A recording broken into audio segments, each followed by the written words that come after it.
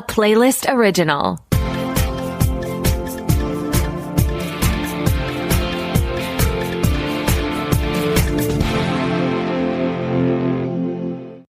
Welcome to the Pilot Podcast, where we review the pilot episodes of TV shows to answer your question, should I watch this? My name is Mitu. And my name is BJ. And this week, we're watching Ludwig on BBC and also on BritBox. So stay tuned to find out if Mitu wants to solve some puzzles. Ooh, okay. I will think about that. In the interim, I want to start before sharing the show summary by saying thank you to whoever recommended this show. BJ and I could not find where in our inbox we received this request, but shout out to you. I wish your pantry always full. I wish your pillows always cool. Ooh. This was so lovely. So in this program, a reclusive puzzle maker named John, who uses the pen name Ludwig, played by David Mitchell, is recruited by his sister-in-law Lucy, played by Anna Maxwell Martin, into assuming his identical twin brother's identity as a successful detective chief inspector. John is on the case to help solve the mystery of his missing brother and inadvertently becomes involved in solving other cases at the local police station. So from the start, I think this is a really fun setup. Yes. We have seen one actor playing identical twins before, but I think it is in this show's advantage that one of those twins is missing. It's like how in Sinners, one of them was hotter than the other, and you know which. It just adds this extra layer of something. And in this show, what I love is it puts a twist on a classic mystery setup, which is larger story. Where is his brother? Did he go missing? Was he taken? Did he go off? Has something happened to him? And the case of the week, because he's assumed his brother's identity and his brother solved cases. So now he needs to solve cases. Yes, and that's where his superpower comes into play. Yeah. Because both John and his missing brother James are really good at solving puzzles. Yeah. And that seems to work well for solving murder mysteries. It genuinely was such a joy to watch this come together, watching him Sudoku his way into different mysteries. I loved the closing montage of him sort of starting to organize the case around his brother with a puzzler's mind. Like something seems to click as a light spoiler where he realizes, I think I can do this, and specifically because of my funky brain and the way that it makes puzzles. I just love like a quirky person solving crime. I'm not a big police procedural person in the like dark cop, brooding cop sense, but you give me a puzzler, as you know, with Monk, just a guy who's good at noticing things, a fake psychic on Psych, like all of these things. Elsbeth, like I just love an odd person solving crimes. And what helps is this isn't gritty, this isn't violent or gory. Yeah. There are murders and serious cases, but it's about his love of puzzles and also his dislike of other people, because in taking over his brother's job, he is forced to interact with a lot of people and be social. I empathized so hard when he got overwhelmed in a busy office. Y'all, for those of us who worked from home and then to some extent or another needed to start coming back into a physical office space, it is wild to have all these people running around. You're running around. And then at some point in the midst of all of that, you do ultimately have to sit at a desk and typey. It was very fun to watch him navigate that. And because he's assuming the identity of his brother and having this fish out of water moment, even with his brother not present, you are thinking about this dynamic between them. And that's so interesting too. Like they share in the show that his father left and it changed them. It made him really reclusive and it made his brother this extroverted cop guy. But at their core, they're still nerdy puzzlers. And I just thought that was so interesting to see play out in this first episode, even without the other brother there. Yeah, that's a great point. We learn a lot about James through John and their shared love of puzzles, and also through James's wife, Lucy, who is the one who kind of instigates all of this and the plan to find out more about what happened to James. And I think it's really cool how John is putting together his brother's life through what he knows of his brother, through what his sister-in-law says about his brother. They also both love her in the romantic sense. I didn't catch on that, you think? I think so. I think there's some kind of history there. Obviously, James loves his wife maybe more, but I think that there was something there with John and specifically with Lucy. What I love about her character is with love, her husband going missing seems to be a really great thing for her because it feels like she was a bit stagnant. Like she seems to love puzzles too. And Yeah. instead of being, I think, a photographer for crime scenes, she shares, again, light spoiler, I'm just light spoiler express right now, that she is mostly taking pictures of like weddings and babies and bonnets. And so this is activating that mystery part of her brain. And I like in the show the way that the actor portrays her sort of coming to life, it seems, and getting this fire ignited because she is so seriously wanting to find James. They are both energized by James's missing case situation. Yeah.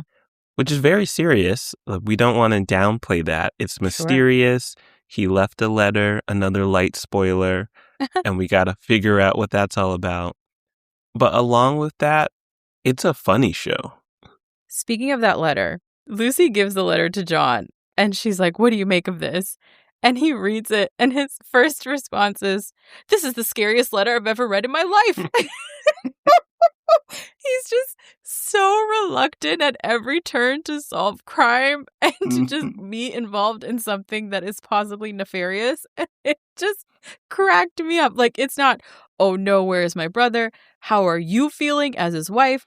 How's the kid, Henry?" No. He said, "This is the scariest thing I've ever read." Like, he looked upset that it had touched his hand because now he's in it. I think he was upset as that whole scene unwound. Yeah. The more Lucy said, the more he said, "Uh-oh, I shouldn't know this. I shouldn't know that." He wanted that remote from Click, the Adam Sandler movie. He was like, "Ooh, if I could just rewind this and have never come over to this house." And I think that reluctance is what makes all of his interactions at the police station so funny, because he is trying to dodge and weave, still getting pulled into conversations, but then we'll remember just enough of what Lucy said. For example, he'll talk to one person and be like, "How's your mom?" She said, "Ask about the mom, not have a conversation." So he pieced out right after that question. He's prepared for that first interaction. Or when he sees someone he doesn't know, so he just calls her miss or ma'am or something, and she's trying to make conversation with him. He can't engage. And then eventually she goes, "How's Henry?" Because I wonder if it's like, no matter how stilted, we can ask someone about their child. And he's assumed the role of his brother, who is father to Henry. And the way he responds, he says something like, "You know, kids today with their skateboards." There's also a sight gag that we will not give away about him arriving at a crime scene that even for BJ, Mr. Do Not Laugh Out Loud, Mr. Does Not Like to Smile, Mr. Wipe the Smile Off Your Face when I walk into the room. Okay. You told me you laughed out loud at that scene. I cracked up. It got me. They had been building up to it. Let's just say something to do with contacts. And when the camera pans, I was not prepared. He reminds me of this show that we reviewed a while ago. I think it's an Alan Tudyk show, Resident Alien, where this alien assumes the identity of a town doctor. And he's like, "Yes, we all love eating animal flesh and vegetation." Like, he's just attempting humanity so badly.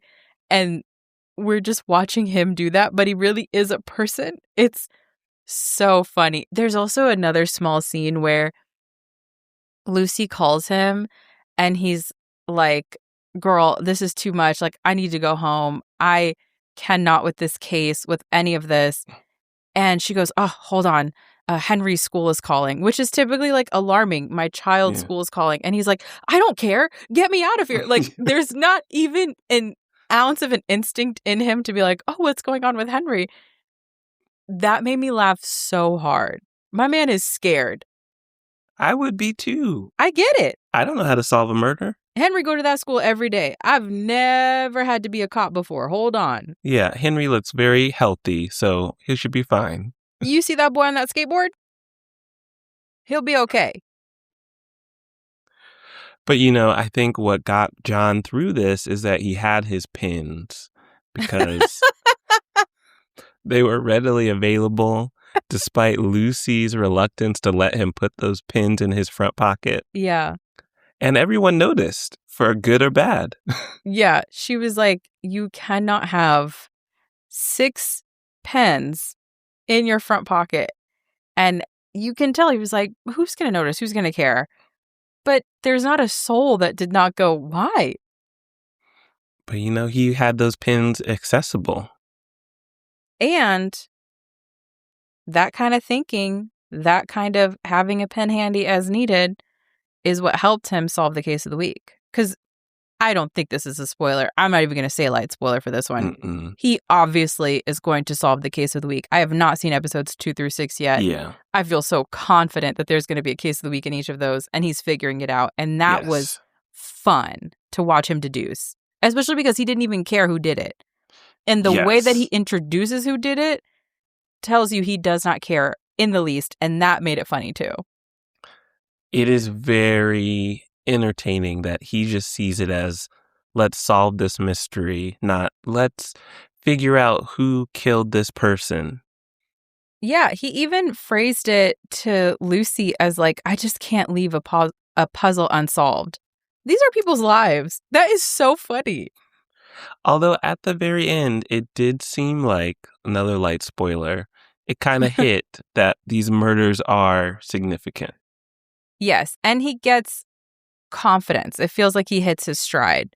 Yes. I mean, he solved a murder. That would boost your confidence, right? It's a big deal. I think so. So, will you watch more episodes of Ludwig on BBC? Do you want to watch him solve more crimes, like where his brother is? I do. Specifically that case and the case of the week. I would watch again, seriously. Like you mentioned earlier, it's only 6 episodes. BBC, they know how to do their miniseries. And I'm curious about what happened to the brother. They set that up well with such an interesting cast between John and Lucy. I'm invested. How do you feel? Same. I was telling BJ this. The only thing that stopped me is I watched a preview episode, so I just didn't have enough time to like sign up for BritBox and watch the rest of the season before we started recording. I am signing up for BritBox probably tonight, at the latest tomorrow. We're going to watch the rest of the season before the weekend. And if you're on the East Coast of the US like we are, it's just snow. And cold. I'm not going anywhere. Single-digit temperatures. It's going to be me and Ludwig and the Marlowe Murder Club, because I think those are also on BritBox, and I love that series. That's another crossword puzzle maker who solves crimes. That's a good book series that is now a show series. Is that just a genre, like crossword puzzle makers turn murder solvers? You know what? I actually think I've read another mystery book with a similar... Maybe it's a thing. It has to be. If you've come across it 3 times, I think that's a thing. Yeah, yeah, there we go. Shout out to that trope. I didn't even know that's a genre until now, but if you are familiar with books, movies, TV shows where a crossword puzzler solves crimes, go ahead, email us at askthepilotpodcast@gmail.com. I'm keenly interested. And with that interest in this genre, do you want to solve any puzzles? Puzzles, yeah. I did a jigsaw puzzle for the first time in a long time, as you know, last winter. And the hardest part was taking it back apart because I was just like, okay, all that work, all that effort, we don't frame these. Oh, that's interesting. I think we discussed this where I don't mind. I immediately break apart the puzzle. Like, it's done. We're moving on. I left it on my dining table for a month. A month? I told you I was going to break it down. I think I came to your apartment and I was like, yeah, I'll probably break it down today. And I was lying. It sat there right before the new year. I finally put it away. It's a long time. I was just so proud of it. What if you wanted to do a new puzzle? It's in the way. That's the only puzzle right now. Do you want to borrow some puzzles? Wow. Because if you put them back in the box, you can borrow them. Yeah, I would love to borrow a puzzle. Wow. And then we'll do it together. Great idea. That's not exactly what I suggested, but I look forward to it. To our listeners, sometimes if you have free little libraries in your neighborhood, people put puzzles in them. Wow. Shout out to the free little library community. Keep it going. If you want to go to the free little library community, that is our reviews, where we hand them out for free. You can go to our website, thepilotpodcast.com, and you can follow us on all of your favorite podcast platforms for free. You can also follow us on social media for free, really on Instagram at thepilotpod, and you can send thoughts, feelings, show recommendations, because every other week we do a show recommended by you, our wonderful listeners, to askthepilotpodcast@gmail.com. And thank you again to the person who recommended this show. You have a friend in me. Thanks for listening. Great start to the year. Bye.